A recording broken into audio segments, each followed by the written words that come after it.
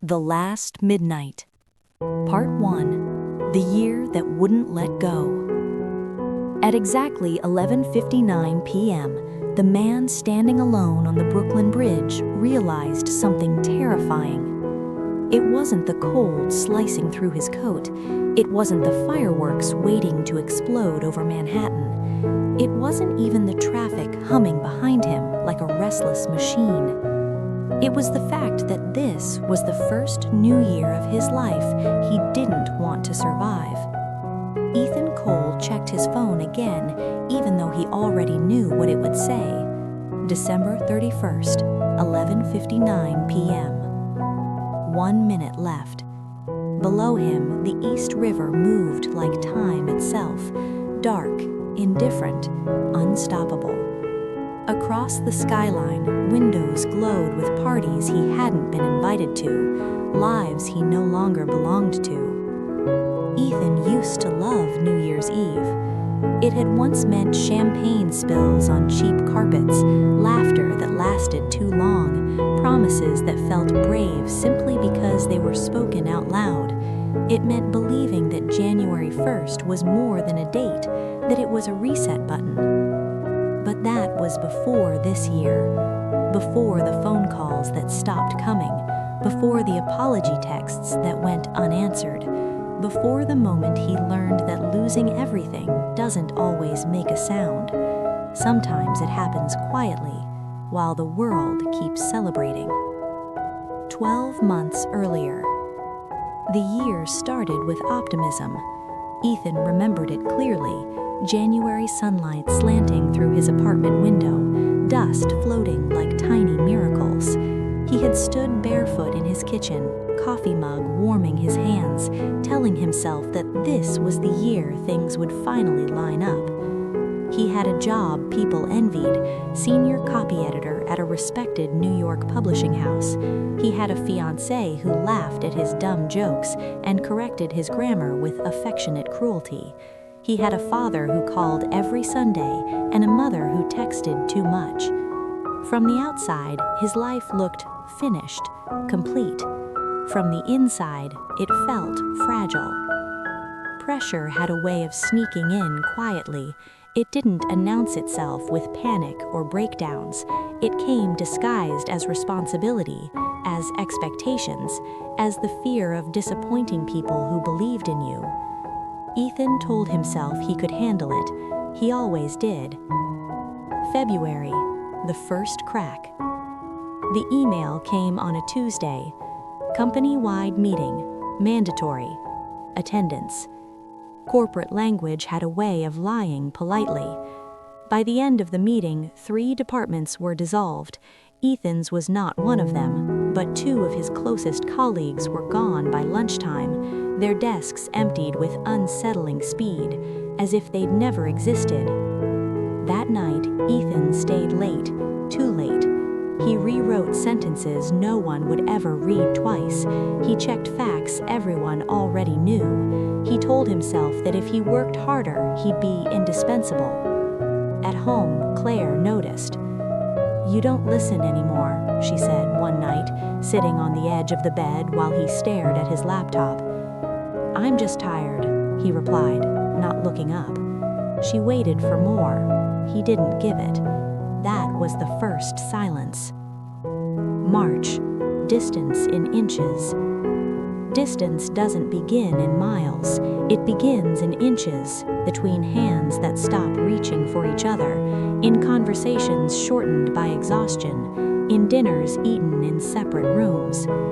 Ethan missed the signs because he was busy surviving his own thoughts. He missed the way Claire started going to bed earlier, the way she stopped asking about his day, the way "I love you" became "drive safe." One evening, she asked a question that should have changed everything. "Are you happy?" He laughed, not because it was funny, but because it was easier than answering. "Of course I am," he said. It was the first lie of the year that mattered. May, the phone call. His father called on a Thursday afternoon. "I didn't want to worry you," his mother said when Ethan finally picked up. but your dad collapsed at work." The world narrowed to a ringing in his ears. A mild stroke, they said. Recovery was likely, but likely carried weight when spoken by doctors who never promised certainty. Ethan flew home to Ohio that night. The hospital smelled like antiseptic and old fear. His father lay smaller in the bed, his eyes tired but still sharp. "You look older," his father joked weakly. He smiled. He didn't tell him why. On the flight back to New York, Ethan stared at the clouds and wondered how much time was something you noticed only after it began to run out. July, heat and pressure. Summer in New York was relentless.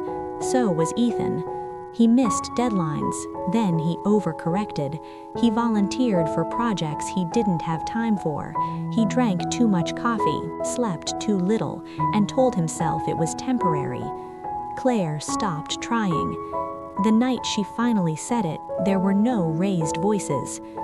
"I don't recognize us anymore, and I don't think you want to." He wanted to argue. He wanted to say he was doing all of this for them. Instead, he said nothing.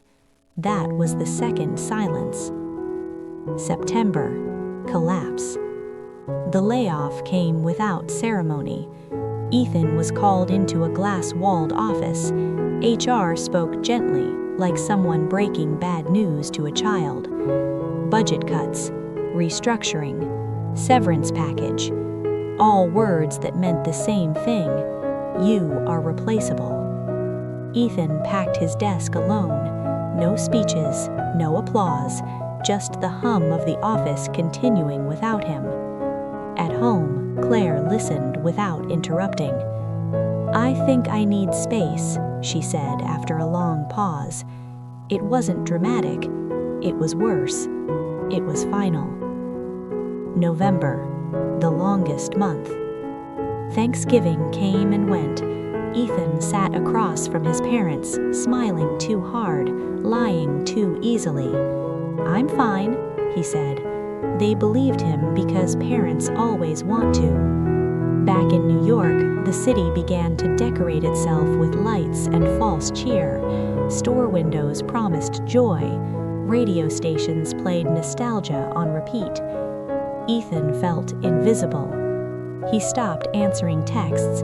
He stopped checking job boards. He stopped making plans. Time didn't heal him. It wore him down. December 31st, 11:59 p.m. And now he was here, on the Brooklyn Bridge, watching the city prepare to celebrate a future he couldn't imagine himself in. His phone buzzed. One message. Unknown number. "If you could relive this year, would you?" Ethan frowned. Another message followed immediately. "You have 1 minute to decide." He looked around. No one was close enough to be playing a joke. Fireworks cracked in the distance. 11:59 p.m.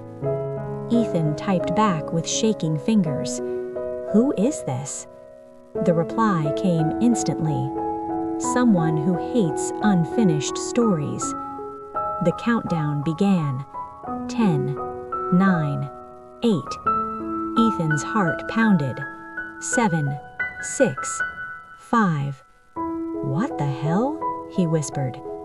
4, 3, 2. He typed the only honest answer he had left. Yes.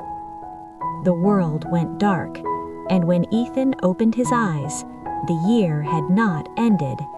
It had begun again. The year rewritten. Ethan woke to sunlight, not the dull gray light of winter exhaustion, but the bright, clean glow of a new morning. It streamed through the blinds in sharp lines, warm against his eyelids. For a moment, he thought he was dead. Then the sound came, a familiar one. Claire, humming in the kitchen. Ethan sat up so fast the room tilted. His apartment looked untouched. No stacked boxes, no half-empty drawers, no lonely stillness. His phone lay on the nightstand, screen dark and innocent. Hands trembling, he grabbed it. January 1st, 8:14 a.m. Same year. Not next year. The same one. His breath caught. It wasn't a dream. It was a second chance. The weight of memory. Memory is a strange burden when you're the only one carrying it. Ethan walked into the kitchen slowly, half expecting the world to collapse under the weight of impossibility. Claire stood by the stove, in an oversized sweater, hair messy, face relaxed in a way he hadn't seen in months that hadn't happened yet. She turned and smiled. "Happy New Year," she said, leaning in to kiss his cheek. The simple affection nearly broke him. He swallowed hard. "Happy New Year." She poured him coffee without asking how he took it. She already knew, because this was the version of life where he still mattered enough to be known. Ethan watched her like someone memorizing a face before a war. Rules without instructions. All day, Ethan waited for something to explain itself. A voice, a message, a consequence. Nothing came. The world behaved normally, terrifyingly so. The news replayed familiar headlines. Social media buzzed with posts he remembered scrolling through the first time around. Even the hangover jokes were the same. The only difference was him. He knew what was coming, and that knowledge felt less like power and more like responsibility. January. Listening instead of escaping. The first change Ethan made was small. He listened. When Claire talked about her work frustrations, he didn't half-nod while checking emails. When she asked how he was feeling, he answered honestly, awkwardly, imperfectly, but truthfully. "I'm scared," he said one night, lying beside her in the dark. "About failing, about losing everything." She turned toward him, surprised. "Why didn't you ever say that before?"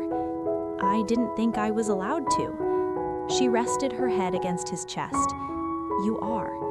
That moment didn't fix everything, but it softened the edges. February. Work without worship. At the publishing house, Ethan saw the cracks before they formed. The layoffs were coming. He knew the dates, the departments, the faces. But this time, he didn't try to outrun the storm.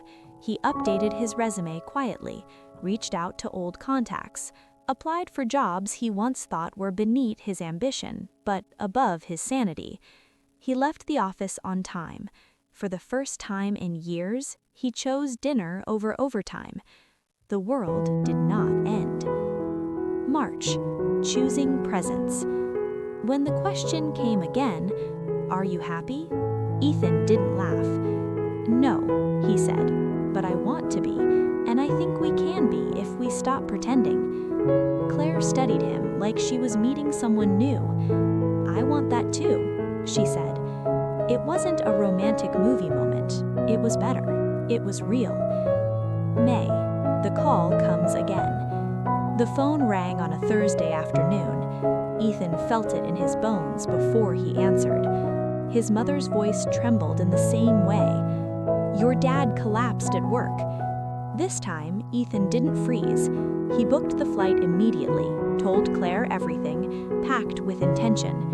At the hospital, he held his father's hand and didn't look away when fear showed on his face. "I'm here," Ethan said. "I'm not going anywhere." And he meant it. The unseen cost.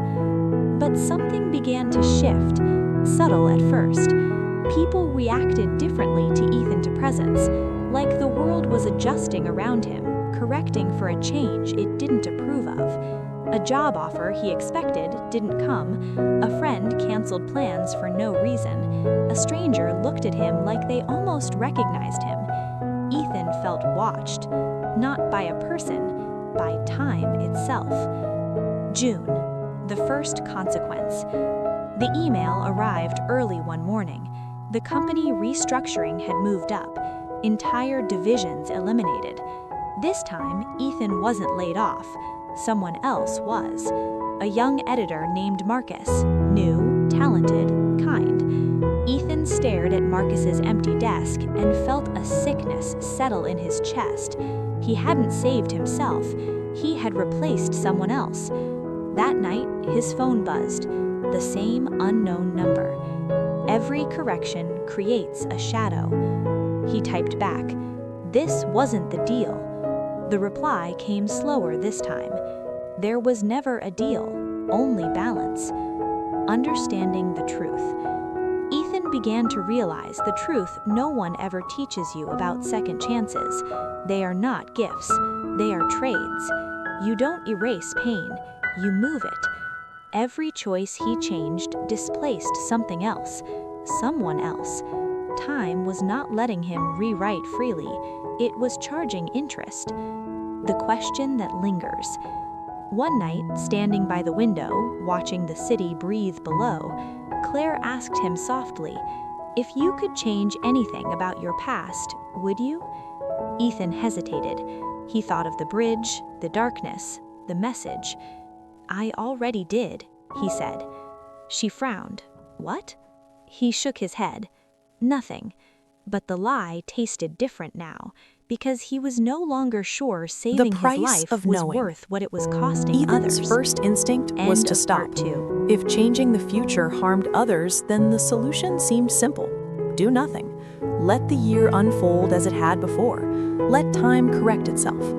But knowing the future is not a passive thing. It presses against you. It whispers. It demands response. And silence, Ethan learned, was also a choice, with its own consequences. Trying to be invisible. In July, Ethan pulled back. He stopped giving advice at work, stopped warning people, stopped intervening when he sensed something about to go wrong. He became polite, efficient, forgettable. Time did not reward him for restraint. The office grew tense anyway. Rumors spread faster than facts. Marcus, the young editor whose job Ethan had unknowingly displaced, found himself struggling, reassigned to tasks no one wanted. He smiled less, spoke softer. One afternoon, Marcus lingered by Ethan's desk. "Can I ask you something?" he said. "Of course." "Did you know this was coming? The layoffs, the changes?" Ethan hesitated just long enough. Marcus nodded. "You did." Ethan felt exposed. "I didn't know how to help." Marcus studied him, not with anger, but disappointment. "That's worse." The weight of foreknowledge. Ethan began keeping a notebook, dates, names, moments he remembered from the first version of the year. A subway delay that would cause someone to miss a job interview, a drunk driver on a specific night on a specific street, a phone call that would arrive too late. The notebook became unbearable. Knowing tragedy without acting felt like complicity. Acting felt like theft, robbing pain from one person and handing it to another. There was no clean choice, only damage control. August, when love notices. Claire noticed the change. "You're distant again," she said one evening, "but it's different this time." "How?" "Like you're carrying something you won't let me touch." Ethan wanted to tell her everything, the bridge, the messages, the year repeating itself like a warning. But the rules, unspoken yet absolute, pressed against him. He sensed that if he tried to explain, the words would fail, that time itself would intervene. So he did what he had always done before. He protected her by lying. He said, "I'm just tired." The silence returned, not the old one, but a new, heavier version. September, the event that refused to change. No matter what Ethan did, September arrived the same way. The publishing house announced restructuring. Panic rippled through the floors. Meetings filled calendars. Voices dropped in volume. This time, Ethan was ready. He had lined up interviews, saved money, made peace with uncertainty. But fate had adjusted again. Claire was offered a position in another city, an opportunity she had dreamed of for years, one that hadn't existed in the first timeline. "I didn't even apply," she said, stunned. "They found me." Ethan forced a smile. Time was compensating. Balance. The second message. The phone buzzed while Ethan sat alone on a park bench. "You can't stand still forever." Ethan typed back, hands shaking. "What do you want from me?" The reply took longer than before. "Understanding." Of what? Minutes passed. "That pain is not an error, it's a function." Ethan stared at the screen. If that's true, then what's the point of a second chance? The phone did not answer. October, the breaking point. The drunk driver Ethan remembered was coming. He knew the night, the street, the time. In the first version of the year, the accident killed a woman walking home from work. A stranger, a name Ethan had read once and forgotten. This time, he went to the street corner himself. He waited in the cold, heart racing, watching the traffic. At 11:47 p.m., the car came. Too fast, unsteady, exactly as he remembered. Ethan stepped into the street, waving his arms. "Hey, stop!" The driver swerved. The car missed the woman but slammed into a parked truck. The sound of metal tearing filled the night. Sirens followed. The woman lived. Ethan exhaled. Then his phone buzzed. "You moved the line." Ethan looked up. Across the street, another body lay still, a man who hadn't been there before. Balance. The truth no one wants. Ethan understood then what the messages had been trying to teach him. Time wasn't cruel, it was precise. It didn't care who suffered, only that suffering existed in proportion. You could change who paid the price, but not whether it would be paid. Second chances were not about saving everyone. They were about choosing who you were willing to sacrifice. Confession without details. That night, Ethan told Claire part of the truth. "I feel like I'm constantly choosing, and every choice hurts someone." She held his hand. "That's just being human." He shook his head. "No, this is different." She squeezed his fingers. "Whatever it is, you don't have to carry it alone." Ethan almost believed her, but some burdens are designed to be solitary. The question returned. Late one night, Ethan sat with his notebook open, pages filled with crossed-out futures. He thought of the bridge, the countdown, the message. Had this been a test? Or a warning? Or a punishment disguised as mercy? His phone lit up one final time that month. The year will end again. You will choose again. Ethan closed the notebook. This time, he wasn't sure what answer he would give.